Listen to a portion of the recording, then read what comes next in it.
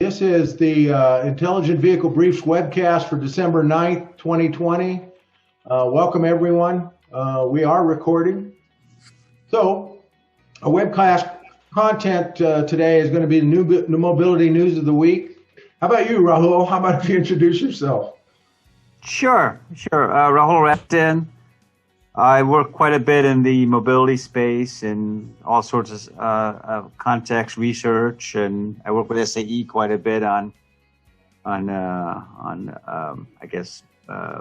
education sorts of things, and then the various companies, especially on the validation and verification side. Cool. So we're going to do the new mobility news of the week. There he is. He's back now. Yeah. Yeah. Why don't you introduce yourself, Gabe? Gabe, tell us about yourself. Oh, well, my name's Gabe getshokin. I'm a freelance automotive, motorcycle, and gig economy writer and journalist. And I have been an advocate of electric vehicles and intelligent mobility for a while now, and writing about it, and helping Steve out with the webinar. So it's our 1-year anniversary, Gabe. And it's paper, I think. Yeah. So you got a subscription to the New Yorker. Yeah. That's right. Paper. Yeah. Yes. Cool. Congratulations. So the third thing we're going to do is something different. We're going to do a startup funding shout out. After Rahul's done talking, we're going to ask anybody who has a startup and is looking for funding to follow these, just kind of this method. Raise your hand, queue up the message to all, wait till wait till that feature shows up so that your message doesn't get lost. We want your company name, your name, and an email address. And when we call your name, we want you to send a message to all. Give us 30-second elevator pitch. Okay? Elon Musk says Tesla might consider buying a less. So we're going to get into the news here. Elon Musk says Tesla might consider buying a legacy auto manufacturer. The polling question is, who should Tesla consider buying and why? Send us a message about the who and the why. Okay? Bolt EV fires. That's Gabe is going to talk about that. What do you know about the Bolt EV fires, Gabe? Well, I know that I haven't had one yet, although thank God. And boy, I'll tell you, I usually charge my battery to 100%, even though the common wisdom is to not charge it to 100%. But I've had 66,000 miles on that car with not a single bit of battery degradation.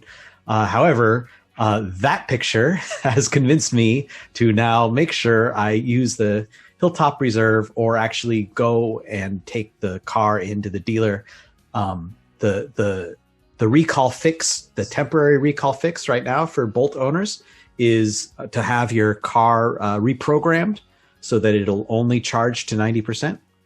While GM figures out what to do. Apparently the problem is in the batteries that LG Chem made.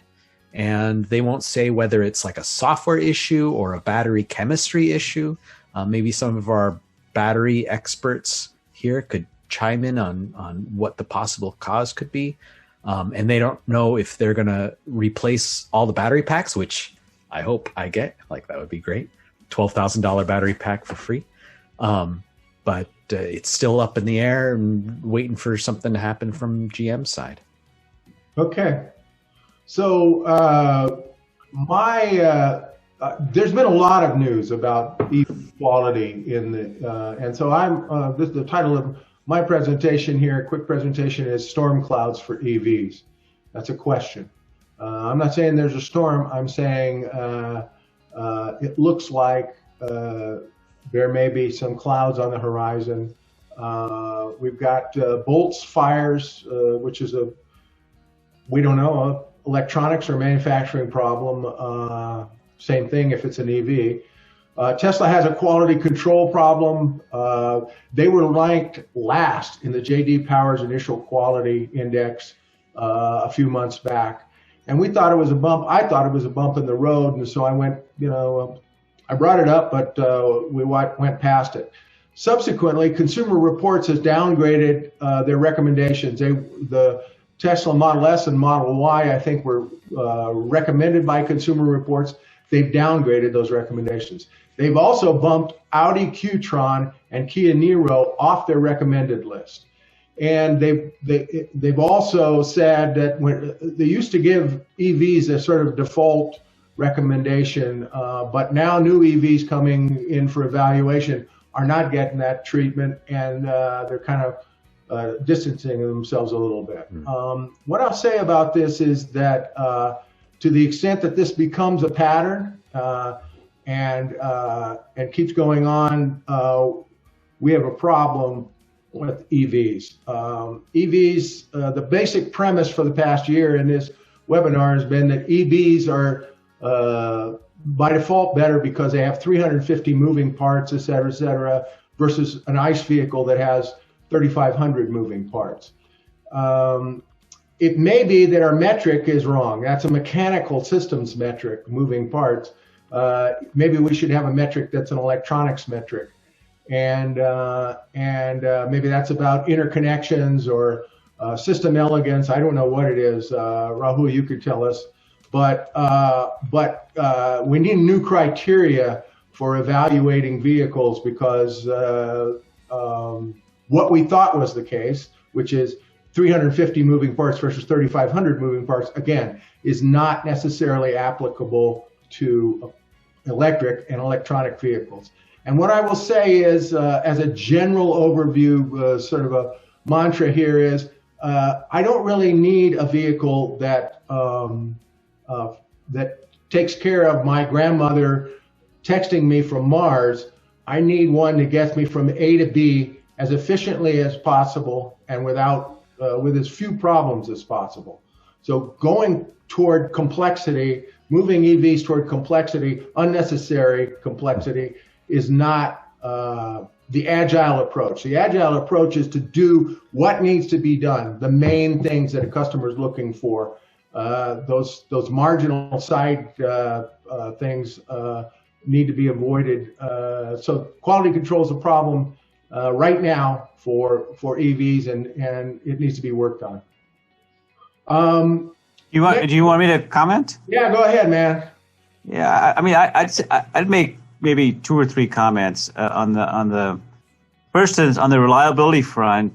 You know, what you're really talking about is a shift in underlying supply chain, and the underlying supply chain moving from traditional automotive to traditional electronics, and traditional electronics is dominated by consumer. So just keep that in mind. The volume of parts that automotive drives is in the scheme of things not very high compared to what the traditional consumer electronics drives. So there's a bit of that semiconductor chain and the electronics chain has to adjust for automotive. That's one point. The second point is there's a competence issue. Most automotive companies don't have the depth of capability that they have on the mechanical side, especially the software side. And of course, as you pointed out, there's a race towards complexity, more interesting things, and that of course creates other problems. And maybe the fourth point I'd make is we still don't know if the world actually wants these EVs at the level at which the automotive industry seems to want to give it to them. I give you the case of the Cadillac example. I believe Cadillac offered to buy out all the dealers that didn't want to shift, and many of them didn't want to shift the maintenance function for EVs. And they were obviously making the judgment that Cadillac was premature in its view on the success of the EV market. So just some comments on sort of like I would say the background of all of this stuff. Right.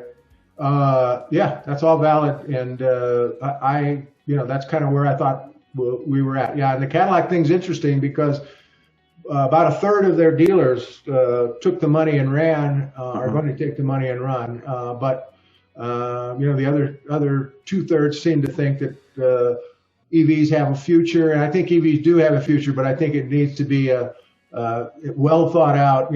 This also points out that there's an opportunity for those coming up. There's a ton of startups in the EV world, and there's an opportunity for those coming in who can do it right to be a breakout company. So, but that takes us to the next item, which is 1 in 3 motorists cannot afford even the cheapest electric car, warn experts. Well, this is true in general. It's true of ICE vehicles as well. The average growth rate in the U.S. economy is about 2.5%, and the growth rate in cost of vehicle is about 3.8%. In 1964, a Chevy Malibu cost $2,400. That same type of vehicle cost $24,000. So the cost of vehicles is exceeding what the wage growth is. And so what that means is that in 10 more years, that $24,000 vehicle is going to be a $35,000 vehicle. And it's getting out of the growth in the vehicle cost is taking individually owned vehicles out of the market, which is the reason this item is here, because it steps us right into the need for what Rahul's talking about. This is what's going to drive, I think, AV adoption, is you got to have shared vehicles. That brings on a whole host of other problems, which we'll talk about another time. But that drives the adoption of AV. So with that, I'll call on Dr. Raul Razon. Tell us what you got, Rahul. There's a lot of news in the AV space, and you refer to some of it. Perhaps the biggest news most recently was Uber basically fire saled their capability to Argo, I think where we are in the space is, in general, the autonomy part of it is still struggling to, in the general sense, to become viable, and that probably will be the case for a while. I'm in the process of writing a Forbes article on kind of what I thought about 2020, and it's interesting. I'll just give you the observations that I'll eventually, publish about. I mean, on the autonomy side, obviously there was a lot of hype and a lot of promise, which over the year has now gone to, there are very specific use models, which I think which people believe will be successful. Logistics and trucking on the highway. It's obviously ADAS is another one, and then public transportation. So very specific models, restricted. That's sort of where we seem to be. But on the other hand, there are other things that are happening that are sort of related, but are not, I guess are not as visible. As an example, you may have recently seen the deal that BlackBerry did with Amazon. BlackBerry stock went up, I think, 25% based on that deal. And what that deal was about, and that whole space is about, is not so much autonomy, but taking the data that's being captured by automobiles and the associated software systems, and then packaging it in such a way that you have higher level applications that can use it. And it appears that that is going to be something that makes money a lot faster than, let's say, autonomy. And it's well on its way. And lots of startups in that space. And then you just saw some of the big players getting together with the OEMs. Another thing that happened just recently was, you may have noticed, the DoorDash IPO. So that's, food delivery, last mile food delivery.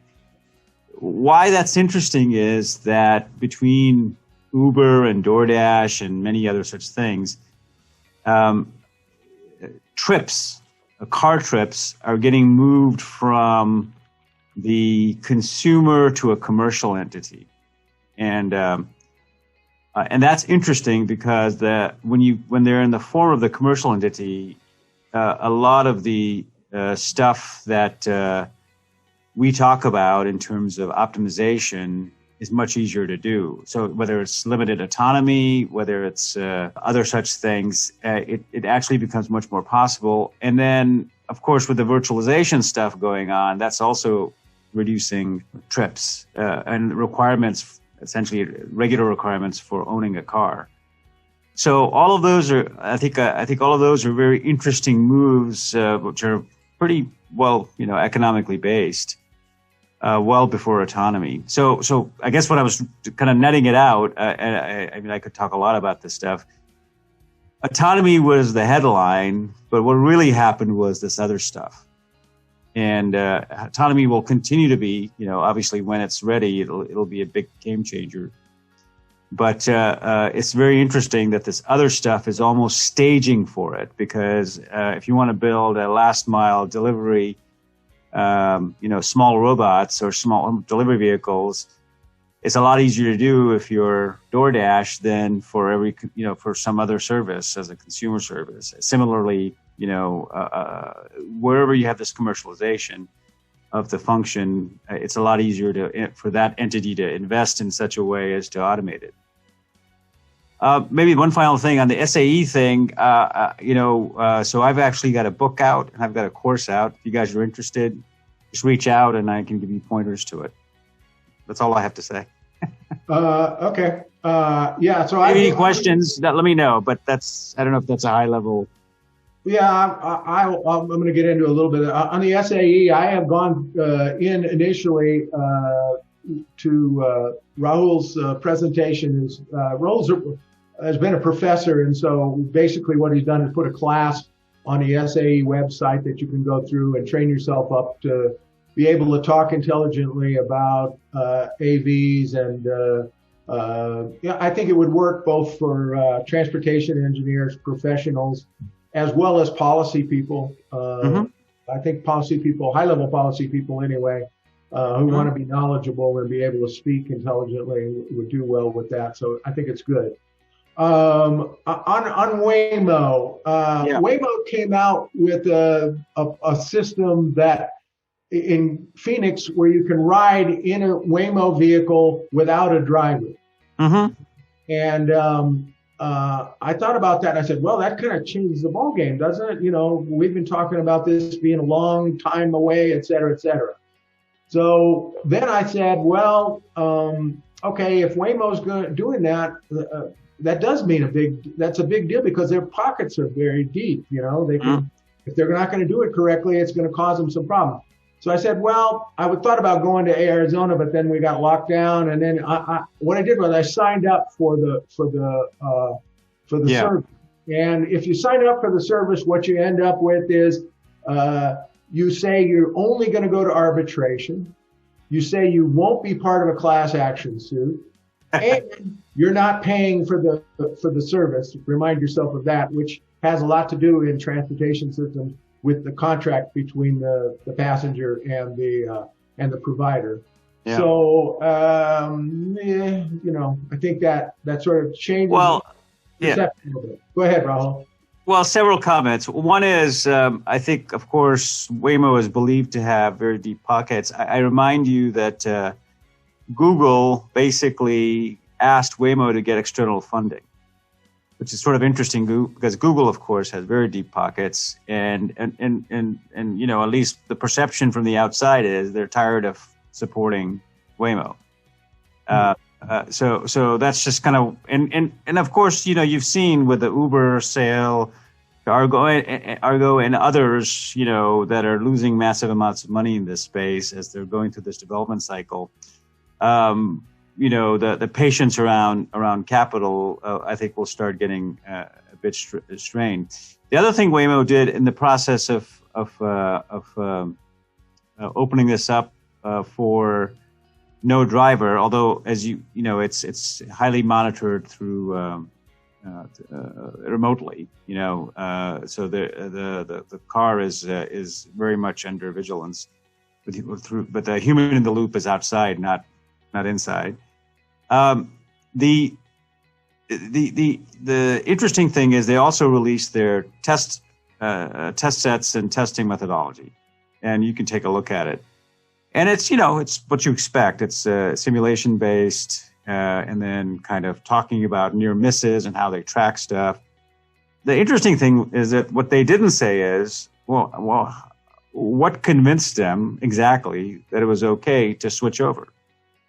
Like when the question that everybody has in this space from a safety point of view is, how do I know I've done enough?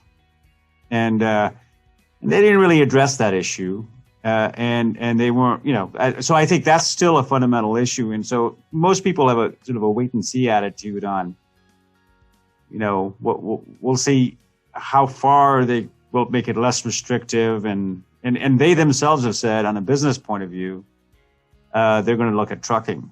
They're focusing on trucking.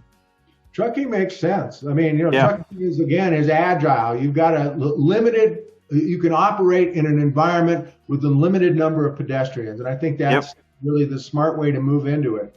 What about cruise? Cruise going to San Francisco. It's like Tesla made fun of, Elon Musk made fun of Waymo for rolling out their system in Arizona. He said, there's no challenges there. There's no weather and no terrain. And I said, well, good for Waymo. That's the smart way to do it if you're going to do it, right? But Cruise is talking about San Francisco. And, Gabe lives in San Francisco. Whoa, that's a whole different deal. They've got weather. If you operate in San Francisco per se, up by the Presidio or something, there's weather all the time. And terrain. I mean, hills. It's like the capital of terrain issues. And they said they're going to do that next year. Is that and the state of California is allowed for charging for rides on autonomous vehicles. So what does that mean? What do you see there? I mean, from my perspective, it's a lot of people at a lot of times have said a lot of things. I guess we'll see. We'll see, right? Yeah. We'll see. Yeah. And they feel. And you got to feel for GM. I mean, if you're GM, you've got electrification, you've got so many things kind of intersecting with the core function of the company. You got the hydrogen stuff going on. I mean, it's just imagine being the executive board at GM trying to make all these very strategic decisions with extremely high price tags, right? Right. It's got to be tough. In many ways, it's a lot easier to be a Tesla because, you don't have to protect anything. You just got your core business and you got a simple vector you're working on, whatever you say about it. Right. I see that as a problem. For legacy car owners, manufacturers, it is a problem. You've got you got to deal with the old, you can't just walk away from ICE. You got to deal with ICE. But the upside of that is you got a chance to do it right, and it looks like there's a market opening up for well done EVs. Not kind of we sort of did everything correctly, but well done EVs, and GM could be a part of that because for instance in Europe there's a Opel has something that's sort of on the Bolt platform that's a SUV, and you can't get them. They're sold out, basically. So there are opportunities to turn this around, and maybe GM could be part of that. I think the startups sound good. They're doing a lot of interesting things, but I think what troubles me about what I hear about the startups is that we've got all this complexity built into the vehicles, and you have to have it in order to be in the upscale space, et cetera, et cetera. And so I think they need to rethink that. But the issue, I want to kind of maybe try to hopefully explain a little bit of why this ends up being the way it is. For all the legacy guys, you've already built your, the whole ecosystem, maintenance, go to market, on some other models. So shifting all of that is got to be. It is very challenging, right? The Cadillac example is really because all of a sudden they were asking all their dealers to invest quite heavily on the EV infrastructure. Let me stop you, Rahul, because the problem. Let's make the problem very clear. EVs do not require mechanical parts for the most part. Right. Very little. I mean, Gabe says, he has to change the cabin air filter in his vehicle at 120,000 miles or something. Right. And that's basic, and tires. That's basically it. No oil changes, none of that stuff. So that's how auto dealers make their money now, is on maintenance. Car sales is part of it, but I think the major part of it is maintenance. So that you're changing the ball game for them. But that, yeah, and I mean, I think you'll probably now we start getting to the autonomy side, right? So if you start getting into sensors, you get into sensor calibration. If you start getting into kind of advanced functionality, you get into software updates. Depending on how you want to choose to do it, you just do it at a dealer or elsewhere. So there's a shift occurring, but you just imagine, the guys that. The guys that you were training in the infrastructure you had for the oil change is not so applicable for I want to do radar sensor calibration for your ADAS system, right? Right. Just different skill set, different equipment, different headset, right? Right. So yeah. Anyway. So you don't have to. So what you're saying about ICE vehicle is that guy you got to deal with. Still maintain the ICE vehicles and still keep those guys around, and do the EVs and have all the electronics squared away, et cetera, et cetera. So so they have the shift problem that the legacy guys do, whereas the new guys, of course, they don't have the old stuff, right? Yeah. They have to also deal with expectations. So it's difficult. I mean, if you're a legacy. If you're a legacy OEM, this has got to be one of the toughest times in your history, right? Just all the stuff that's coming, technology waves that are coming at you, and none of them are like, well, I'll just ignore it decisions, right? Right. So we had our question. Are you Rahul? Do we need to talk about anything else? Are you good? No, I'm open to question, but I'm done. Yeah. Anybody have questions for Rahul? Well, here's an interesting question. What we asked was, Tesla has talked about buying a legacy auto manufacturer. If they were going to buy a legacy auto manufacturer, who would you recommend? So I'll ask you that question, Rahul. Who would you recommend? And so if you want us to, address your question, you have an answer to this question, text us, chat in the chat box, and we'll pick it up. Rahul, who do you think they should get? Well, I mean, I don't know. Given the discussion we just had, yeah, why? it's not clear to me what the utility is, right? Yeah. They've basically said, just in the way that they're operating, hey, our maintenance is going to be more or less remote maintenance. We're going to go direct to customer and just bypass all this stuff, right?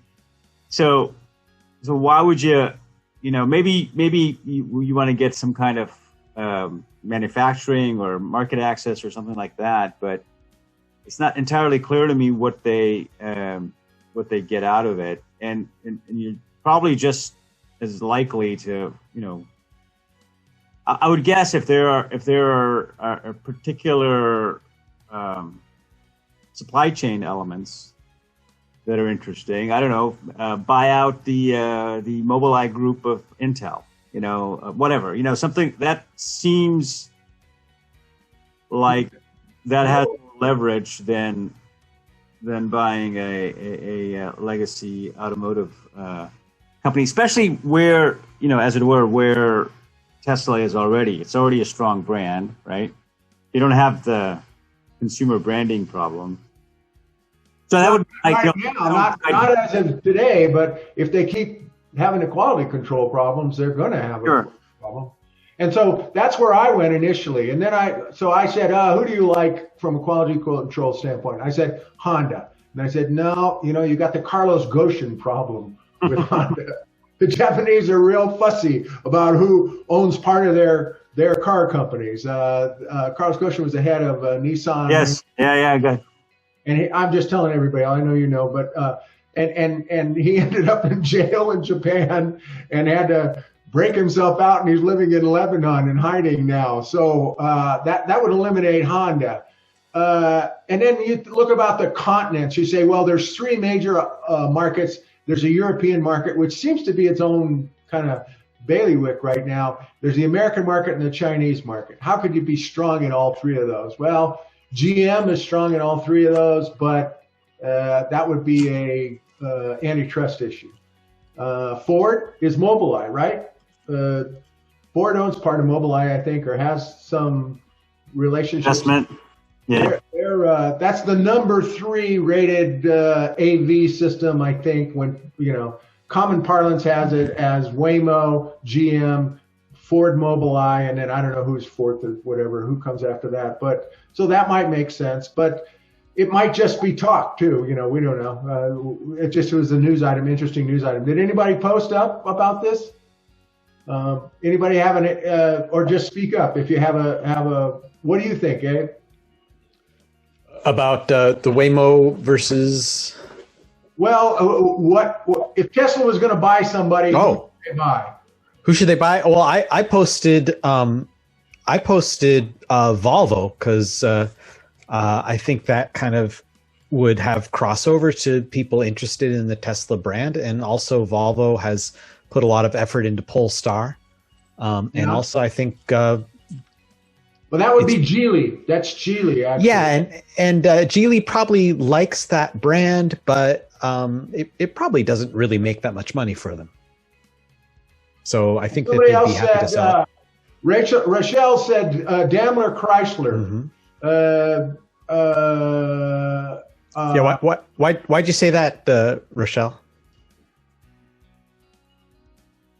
Can you unmute yourself, Rochelle? And tell us why you think Daimler Chrysler. I think I've heard that one before. So I think that's a good one to talk about if you're willing. I think I would make the argument that Daimler Chrysler, it has a big portfolio of brands that kind of stretch across all kinds of ground transportation.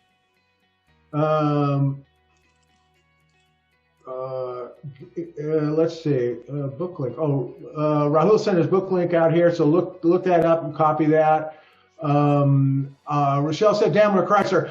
Daimler Chrysler, I don't think Daimler Chrysler is Daimler Chrysler anymore. I thought Daimler moved out of that. I don't know, Mike, if you know, or Rahul. Yeah, it's not Daimler Chrysler, it's just Daimler Group, I believe. Yeah, and so there's Daimler Group, which is Mercedes-Benz, I guess. Mm-hmm. That's one of them that's been recommended. And the question is, what do they get for that? I'm not sure they get anything for that's in the papers. The papers are saying that, but I'm not sure they get any value. What is it they get? Maybe there's something in the supply chain, like Rahul says. But at the top of my head, I think Daimler's just another struggling legacy. High cost, high quality, luxury brand, and I'm not sure. Does that give them China, Europe? It gives them U.S. Yeah, sort of.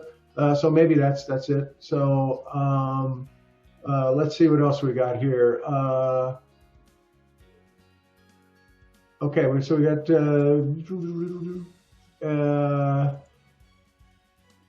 All right, so. Good point there, Rochelle. Okay, so we got Mike Rosenberg. Mike, why don't you post up your message that shows your contact info, et cetera, and then you can do your pitch. How about that? Thanks, Steve. I've already put it in the chat line. So I don't see it, Mike. It's there. It's up. I didn't realize that you said cue it, so I just put it up there initially. Okay, so it's up at the top. Yeah, in the middle there. There's a link to his website as well. Okay, there it is. Yep, there you go. All right. Thank you. Prieto Battery, we're an advanced technology battery company. We would argue that lithium-ion batteries are not good enough, similar to what Rahul said, is to get to a 20, 30, 40, 50 million cars by 2030. We believe the auto companies are going to need a better battery. They need to be lower cost. They need higher energy density.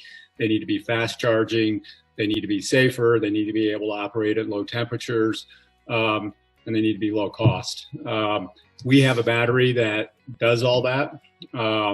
We've shown that battery. It's small scale today, but we would say that we've got the science resolved, and we're now ready to scale up and start the manufacturing.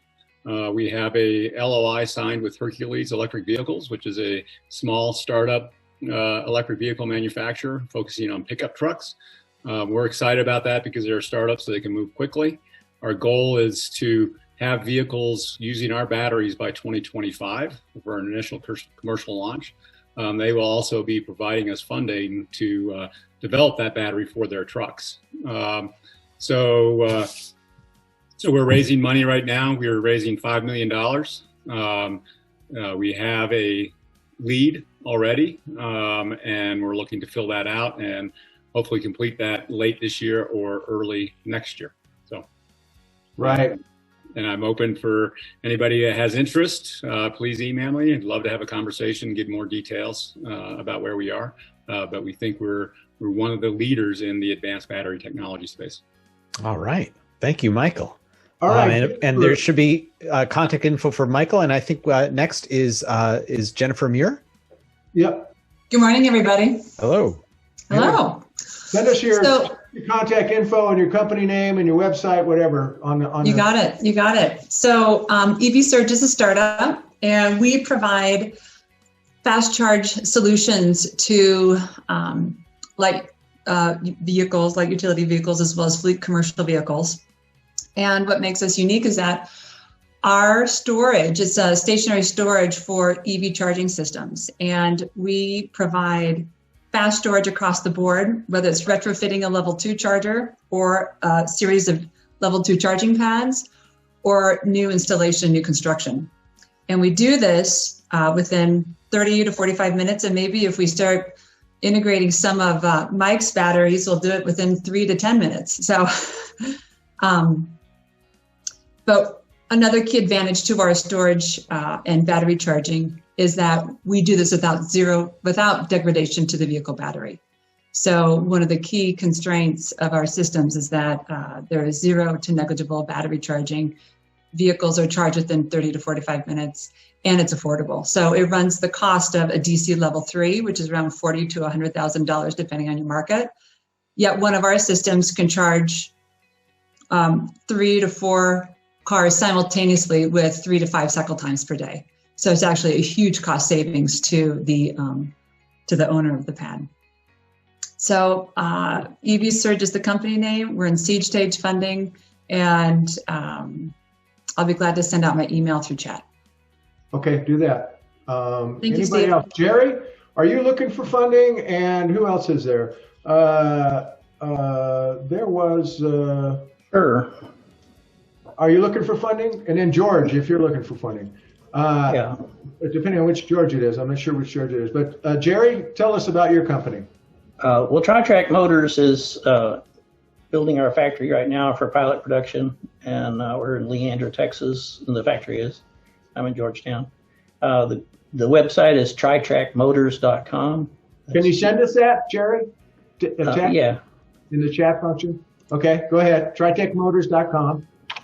Yeah. Sorry to interrupt you. It's all right.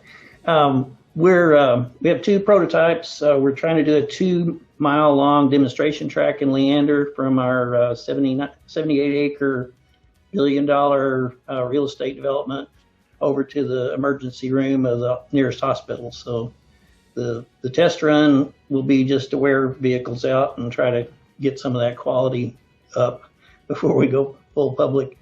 And the other direction going from the Leander site is going to the Apple campus here, the new Apple campus in Austin. I think they're supposed to have 14,000 or something employees at the Apple site. And so that'd be a 5-minute ride to the Apple site. And then we'd extend that on to the Austin Convention Center, downtown Austin, and then to the Tesla Gigafactory by the airport, Austin Airport. So Okay. we're in the process of Where are the you city. at in terms of your funding? It's mostly me, which my wife doesn't appreciate. So And, you're in the friends and family stage. yes, friends and family, but we have a couple of more investors at this point. The part of that $1 billion real estate investment is some of our investors too. So we're trying to leverage the land development with the guideway so that we get enough attention of the politicians to allow us to build the guideway. And it's all about the guideway and the rolling battery swap. All right. Okay. Anybody else? No? No? Last call on startup funding shout out. Okay. We will move forward. Okay, in terms of upcoming webinars, on January 13th, we have Dan Sperling, who's a California Air Resources Board member. He's also a professor from University of California, Davis. He wrote the low carbon fuel standard for LCFS for California, and he'll talk to us about the nexus between the LCFS and new mobility. On February 10th, second Wednesday, always second Wednesday of the month, the first UL certified wireless charging technology, Lumen, will talk to us about, they'll talk us through issues and promise related to wireless EV charging. So that's good. So those are our upcoming shows. We have a YouTube channel now. I would put the URL in there, but it's long and cumbersome. So if you type in your browser Intelligent Vehicle Briefs and then YouTube, it should pull up our channel, and we've got a couple of past shows posted up there. And we'll try to post this show up within a week. That's that. Anybody have anything else they want to talk about? Merry Christmas. Go ahead. No, happy holidays. That's all. Okay. Summary on contact information. Rahul Razon is Rahul at Raz Institute. Gabe is at getshokin at Gmail, and I'm Srooneyconsults at gmail.com.